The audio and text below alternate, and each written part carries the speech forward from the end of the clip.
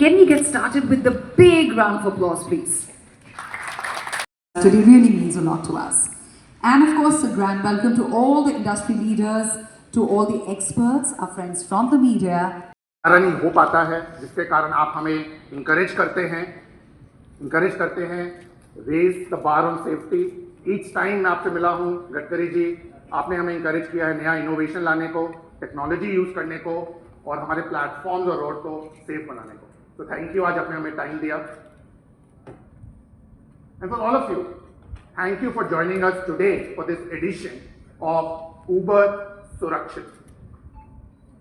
We are here today because of a simple, unyielding truth we believe in, that safety has no finish line.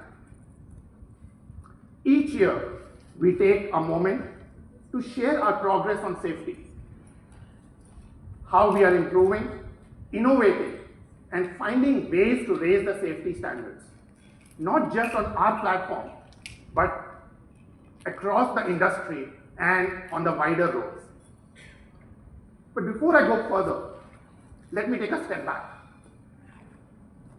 When I was growing up in Delhi, I used to travel across multiple parts of Delhi, public transport, using buses, using autos, using cabs. And it was hard to imagine at that point that there could be a world where you press a button and you can get to know what is the vehicle number which is coming, where is it, who is driving that vehicle, is the individual driving it, very fully believe in safety never stops. Over the last decade, the way India moves has changed dramatically. But also, so has what people expect from platforms like us. They expect transparency, they expect accountability, and they expect instant support if something does not go right. Don't we all? And they also expect that safety will be built in the experience from the go. From the time you open the app till the time you have reached your destination, and God forbid if something goes wrong, there is someone to help you even post that. Now these expectations continue to raise, and that's the magic of what Uber Surakshit is about.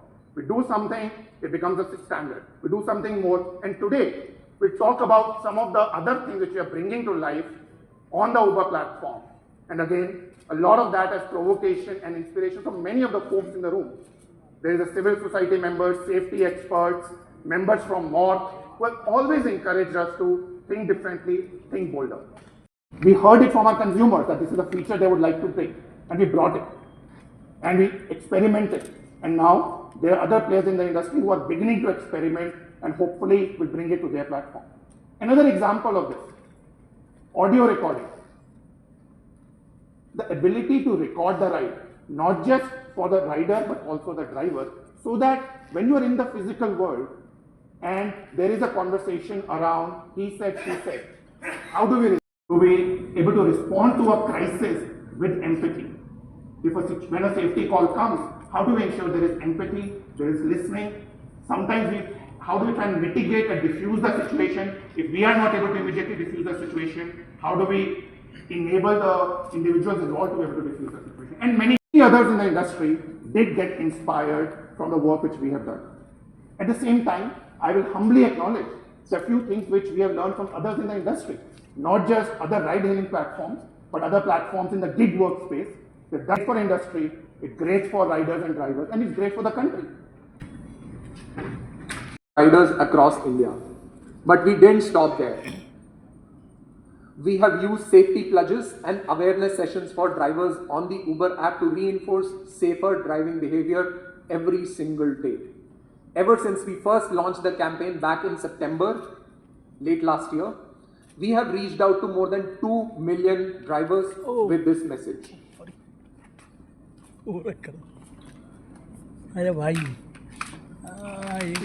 Technology has an equally important. Drivers can now safely record audio as well as video within the Uber app during a trip. Just like audio recording, the video remains encrypted and stored locally on the Uber app in the driver's device. It cannot be viewed, it cannot be edited. and it can only be accessed by Uber if it's submitted as part of a safety report. It's another way of helping establish what really happened during a trip and to ensure mutual accountability towards creating a safe and respectful environment for everyone using the platform while maintaining the same high standards of privacy that Uber is known for. Now let's hear what drivers who have experienced this feature have to say.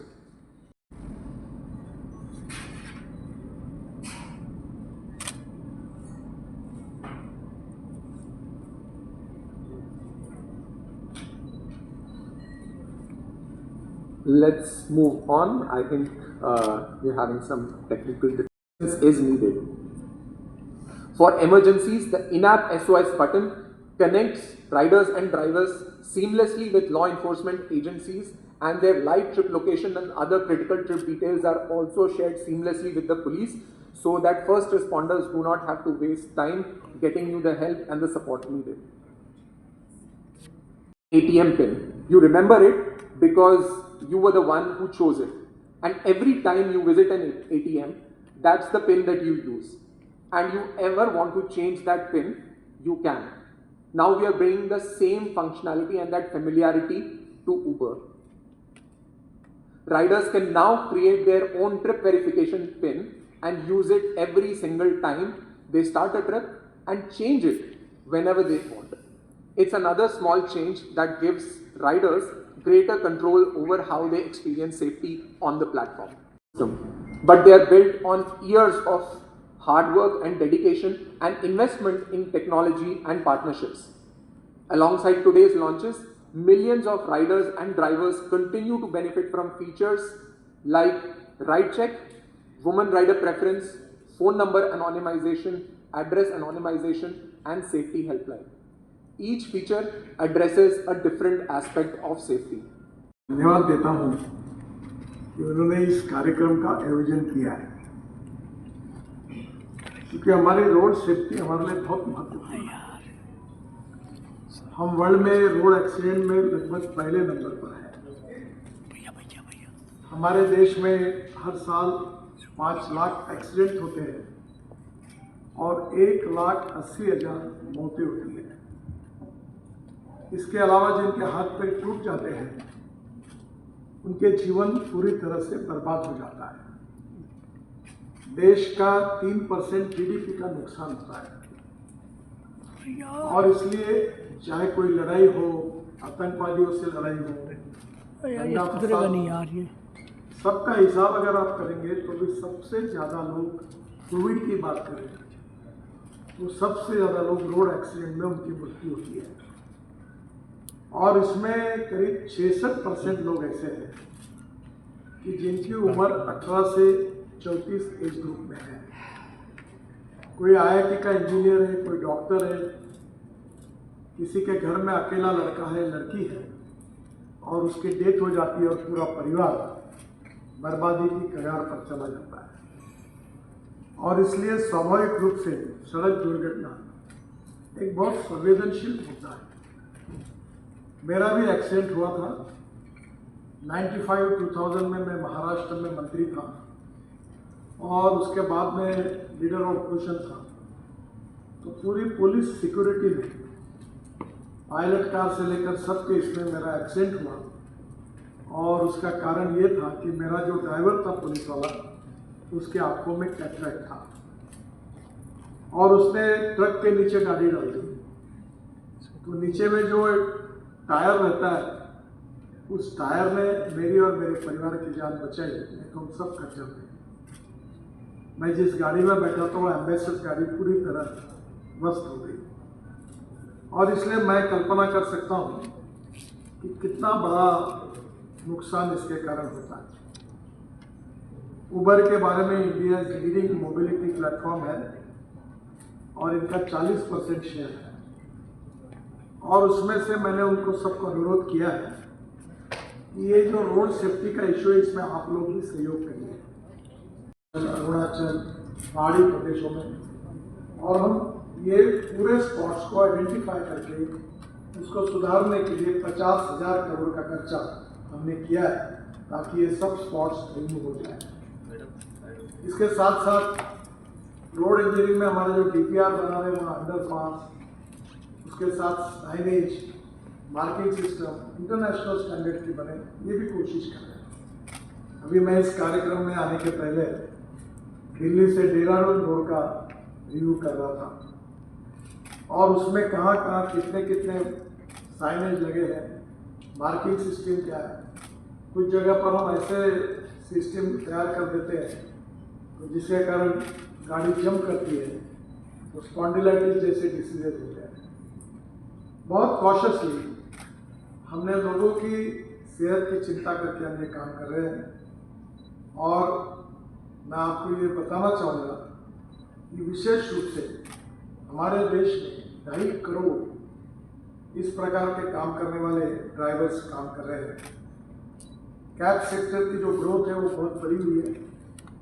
2024 में जो 36,000 करोड़ की थी, 5 साल में अब वो 60,000 करोड़ की होने वाली है और जैसे ग्रोथ होगी वैसे दुर्घटनाएं भी बढ़ेंगी और ये सेक्टर रोड के साथ जुड़ा हुआ है। फिर ऑटोमोबाइल इंजीनियरिंग में मेरे साथ है, मेरे डिपार्टमेंट में हमने उसमें पीछे में भी अब सीट बेल्ट के लिए अनिवार्यता की है, काफ़ी सुधार किए हैं और ऑटोमोबाइल इंजीनियरिंग में हमने 6 एयरबैग्स इकोनॉमिक मॉडल में मैंडेटरी की है। जो सुधार हो सकते हैं इंटरनेशनल स्टैंडर्ड के हिसाब से वो ऑटोमोबाइल इंजीनियरिंग में भी सुधार किया है।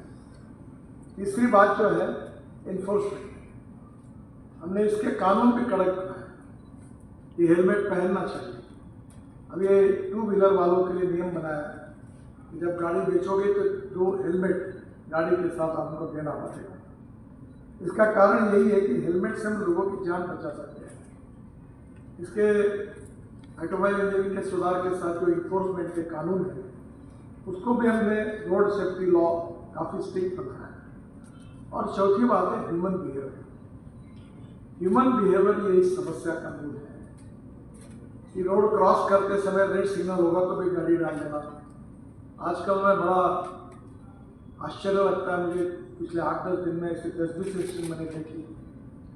मेरे गाड़ियों का कैनवा होता है, 30-40 गाड़ियाँ होती हैं, पुलिस की गाड़ियाँ होती हैं और रोड डिवाइड किया हुआ है, बीच में से रॉन्ग साइड आते हैं स्कूटर वाले, कार वाले, कोई चिंता नहीं करते। एक्सीडेंट होते होते बच गया। हेलमेट नहीं पहनते हैं, अनेक बार रोड क्रॉस करने के लिए बच्चों को लेकर कूदते हैं। हमने ये देखा है कि लोग अपने जीवन के बारे में इतने क्यों इररिस्पॉन्सिबल बिहेवियर करते हैं, मेरे समझ में नहीं आता। जान है तो शान है। रेड सिग्नल रुकना चाहिए, लेन डिसिप्लिन का पालन करना चाहिए, कार और स्कूटर चलाते समय मोबाइल फोन पर बात नहीं करनी चाहिए।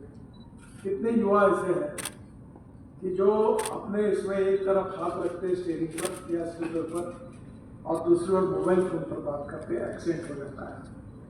ये छोटी छोटी बातों को अगर हमने सुधारा तो मुझे लगता है कि इसमें काफ़ी परिवर्तन हो सकता है और इसके लिए एजुकेशन ये बहुत इम्पोर्टेंट है। और इसके लिए जो कोलैबोरेशन हमने किया है उसमें हम सब लोगों के सहयोग से ये जो अभियान ये चला रहे अमिताभ बच्चन जी, विशेष रूप से हमारे एम्बेसडर हैं अक्षय कुमार सिंह से लेकर काफ़ी लोगों ने हमारे अभियान में मदद की है। और हर बार हम साल में एक बहुत बड़ा कार्यक्रम करते हैं और वो बहुत अच्छा कार्यक्रम होता है। पीयूष तिवारी बैठे हैं, उनका सेव लाइफ फाउंडेशन, वो भी बहुत NGOs हैं, वो भी काम कर रहे हैं ताकि लोगों को जगाने के लिए लोगों को समझाने का काम करना पड़ेगा, heart to heart and man to man. और इसलिए मुझे मालूम है कि इसमें आपका सहयोग बहुत इम्पोर्टेंट है। मैं केवल एक छोटी सी बात आपको बताना चाहता हूँ कि ये निग्लिजेंस के कारण कितना नुकसान होता है। 2 व्हीलर डेथ जो है हमारे देश में वो 46% है इसमें टोटल देश में। इसकी संख्या है 81,780। अगर ये हेलमेट पहनते, एम्स का एक कमेटी थी उनका रिपोर्ट आया है कि अगर ये हेलमेट पहनते तो हम लोग और उनको एक्सीडेंट होने के बाद तुरंत अगर हॉस्पिटल पहुंचाते हैं तो हम 50,000 लोगों की जान बचा सकते हैं। हमको लोगों का सहयोग चाहिए। ओवर स्पीडिंग के कारण 1.2 लाख डेथ्स हुए। हेलमेट का नॉन यूज 54,122 डेथ हुए। सीट बेल्ट का नॉन यूज 14,466 डेथ हुए हैं। Hit and run cases 34,030 death हुए हैं। Other major causes wrong side driving, drunk driving and mobile phone use, ये ड्राइविंग करते समय बहुत बड़ी समस्या है। काफ़ी अध्ययन के बाद ये भी सामने आया है कि रोड सेफ्टी एक बिहेवियरल इश्यू है और इसलिए स्कूल के बच्चों को उनको हम पहले से ही रोड सेफ्टी का ट्रेनिंग देने की कोशिश कर रहे हैं। अभी अभ्यासक्रमों में भी एजुकेशन डिपार्टमेंट को हमने रिक्वेस्ट की थी, अब स्पेशल कोर्सेज बना रहे हैं। कुछ कार्टून फिल्म्स आई है। हमने रोड सेफ्टी का एक शंकर महादेवन का गीत आपने सुना अभी, वो हिंदी के साथ 22 भाषाओं में तैयार किया ताकि अलग अलग रीजनल लैंग्वेज में वो भी लोगों तक जाए, ताकि लोगों का ह्यूमन बिहेवियर इसमें बदले। एक भी समस्या है कि कानून के प्रति डर देने और सम्मान मिले, ऐसी एक विचित्र बात है और इसलिए बिहेवियर चेंज में आप जैसे ऑर्गेनाइजेशन के सहयोग की बहुत बड़ी हमें सहयोग की आवश्यकता है। प्रसून जोशी और अमिताभ बच्चन, प्रसून जोशी ने ये गीत तैयार किए, अमिताभ जी ने भी काफ़ी अच्छी एडवर्टाइजमेंट तैयार की है, अक्षय कुमार जी ने हमको मदद की, सबने मदद की। मैं आपसे भी यही चाहता हूँ कि परवाह करेंगे तो सुरक्षित रहेंगे। ये गीत का टाइटल भी यही है और इसलिए मैं आप सबको ये आह्वान करूँगा कि इसमें आप लोग भी सहयोग करेंगे। आलिया भट्ट, विकी कौशल जी, इन सब ने अनेक कार्यक्रमों में काम करके इसमें कोई पैसा न लेते हुए हमें इस अभियान में मदद की है।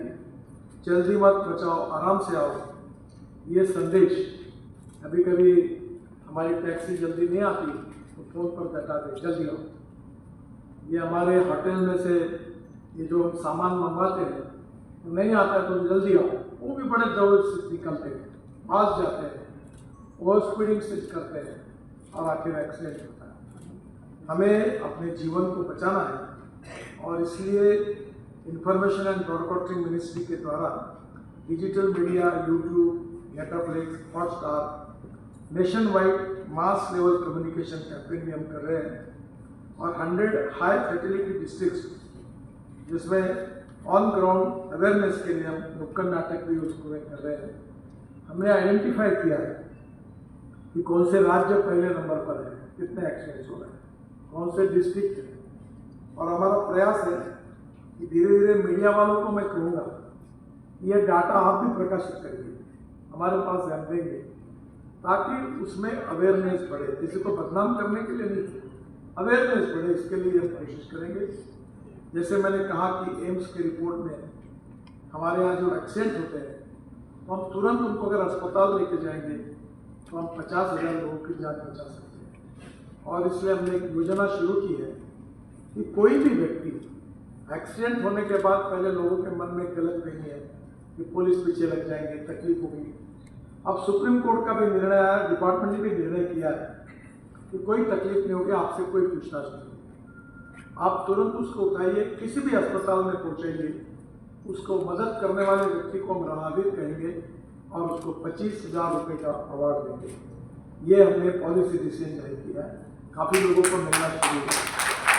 दूसरी इम्पॉर्टेंट चीज़ हमने पीएम राहत स्कीम लाई है कि कोई भी हॉस्पिटल में किसी भी रोड पर एक्सीडेंट हो, NHI में नहीं, डिस्ट्रिक्ट रोड हो, विलेज रोड हो, स्टेट हाईवे हो, शहर का रोड हो, कोई भी हो, किसी भी रोड पर एक्सीडेंट होने के बाद आप उस विक्टिम को अगर अस्पताल में पहुंचाते हो तो उस अस्पताल में 7 दिन का मिनिमम अप टू 1.5 लाख रुपए खर्चा हम करेंगे, हम उसकी मदद करेंगे। हमारे डिपार्टमेंट में जो इंश्योरेंस हुआ इसका, उससे लेकर हम उन सबकी मदद करेंगे, ये भी हमने घोषणा की है। हजारों लोग इसका फ़ायदा ले रहे हैं और इसके कारण डॉक्टर लोगों को उसकी एक वेबसाइट है, उसमें FIR रजिस्टर होने के बाद रिकॉर्ड इकट्ठा होने के बाद तुरंत उनको उनके बिल के पैसे भी मिलेंगे। तो मुझे लगता है कि जनता के हित में इसमें लोगों का सहयोग चाहिए। Social organization, educational institutions, NGOs, हमारे आप जैसे काम करने वाले ट्रांसपोर्ट सेक्टर से रिलेटेड जो अनेक स्टेक होल्डर्स हैं, उनका भी ये दायित्व है। मैं और आपके मैनेजमेंट को एक अनुरोध करूँगा कि हम देश में 2,500 ड्राइविंग ट्रेनिंग स्कूल बना रहे हैं ताकि हमारे ड्राइवर्स अच्छी तरह से ट्रेन हों। हमारे यहाँ ड्राइविंग लाइसेंस में हमने काफ़ी नियम बदल दिए, अब आसान नहीं रहा है। कहीं जाके मैनेज करके ड्राइविंग लाइसेंस लो, ये नहीं होगा। 16 सर्विसेज हमने डिजिटल की है ताकि आपको हर चीज़ में ट्रांसपेरेंसी है, करप्शन ना हो और इसमें कोई गड़बड़ी हो। तो आपको ड्राइविंग टेस्ट के लिए भी हमने ये सब जो नियम बनाए ये आपको तकलीफ देने के लिए नहीं बनाए। मेरा आपसे अनुरोध है कि इसमें कहीं अगर आप लोगों का समाज का सहयोग मिलता है तो इन समस्या को ऊपर हम निश्चित रूप से बात करेंगे। जो कॉम्पेंसेशन में हमने बढ़ाया, पहले हिट एंड रन के लिए 25,000 था, तो डेथ के लिए 2 लाख रुपए हमने किए। ये जो immediate financial support to victims and families of victim hit and run, वो भी हमने किया है। इसके बाद में भी और कुछ करने लायक होगा तो हम करने के लिए तैयार हैं। और ऑटोमोबाइल इंडस्ट्री के को भी मैं धन्यवाद दूंगा कि उन्होंने भी अपनी अब सब मॉडल्स में सेफ्टी के नॉर्म्स के आधार पर वर्ल्ड स्टैंडर्ड की सब हमारी गाड़ियाँ इकोनॉमिक मॉडल भी बने हैं। और इसलिए मुझे लगता है कि ये पूरा अभियान जो स्टेक होल्डर्स हैं उसमें निश्चित रूप से आप जैसी कंपनियों का भी बहुत बड़ा योगदान हो मिल सकता है। मैं उबर की भी मैनेजमेंट को अनुरोध करूंगा कि आपको इतने बड़े कमांड पर ड्राइवर्स लगते हैं और ये ड्राइवर्स ट्रेनिंग स्कूल के लिए हम लोग अभी ये इंसेंटिव्स की मदद भी करते हैं। तो जगह जगह पर आपने तैयार जैसे आपने ऐप डेवलप किया, वैसे ड्राइविंग ट्रेनिंग स्कूल भी फाइनेंशियली कोई आपके जेब से नहीं जाएगा। अगर ये आप उनको एटिकेट्स, मैनर्स, कैसे बिहेव करना सिखाएंगे तो आपकी क्रेडिबिलिटी, गुडविल, सर्विसेज का भी बढ़ेगा। तो निश्चित रूप से ये ड्राइविंग के लिए भी आप जरूर पहल करिए। फिटनेस की बात आती है गाड़ियों की, उसके बारे में उन्होंने अलर्ट रहना चाहिए। हमारी गाड़ी का मेंटेनेंस ठीक से करना चाहिए। अब पुराने गाड़ियों के लिए हमने स्क्रैपिंग पॉलिसी भी लाई है, अब नई गाड़ियों के लिए भी कंसेशन दे रहे हैं, उसमें काफ़ी सहूलतियाँ हम देने की बात कर रहे हैं। तो मुझे लगता है कि सबका सहयोग अगर मिलता है तो ये एक प्रकार से वर्ल्ड में जो हाईएस्ट स्टेज है रोड एक्सीडेंट की, ये हमारे लिए कोई अभिमान का विषय नहीं है। मैं आप सबसे अनुरोध करूंगा कि आप सबका सहयोग ऐसे ही मिलता रहेगा तो निश्चित रूप से आने वाले समय में ये डेथ्स हम कम कर सकेंगे और उस काम में आप सब लोग जरूर सहयोग करिए। यही मैं आपसे अनुरोध करते हुए फिर से एक बार उबर को इस कार्यक्रम के आयोजन के लिए बहुत बहुत धन्यवाद देता हूँ।